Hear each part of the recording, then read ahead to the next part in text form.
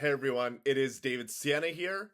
Now, as you already know, I often talk a lot about telling your story and telling the story of your clients primarily through testimonials. Now, testimonials are extremely profitable, but there's just one issue. 99% of individuals are absolutely horrendous at creating different testimonials and leveraging them.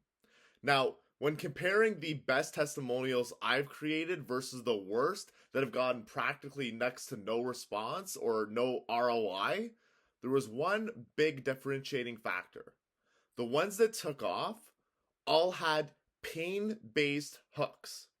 For example, and I wrote down a few of them here with some agents that I've gotten into business with through coaching or through recruitment. Examples of them: I was 3 months from leaving the industry completely. Zero listings and zero traction. I was running everywhere for my buyers, and I was facing a mountain of debt and was ready to get out of the business. And then going into how I was able to help that agent. Another great example of a really good, and this is just summarized, I was putting in the hours and almost lost my family.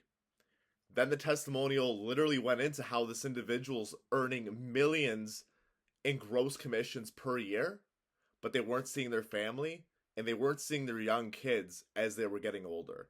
Another testimonial that I wrote down here: I covered my expenses, but I may as well have worked a 9 to 5. So, three testimonials. Those are the top producing testimonials that I've been able to leverage in my own coaching business. So, start to get creative on how you're going to be able to utilize and leverage your testimonials that you're asking for in your own business.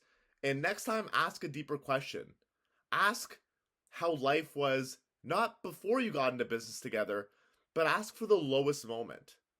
Ask for the breaking point right as they got into business with you. I hope this provided a lot of value. Please DM me so we can work on this together and I can coach you and consult you for free just on how you can ask some better questions to your clients so you're going to be able to get that A1 testimonial that's going to provide you with that ROI.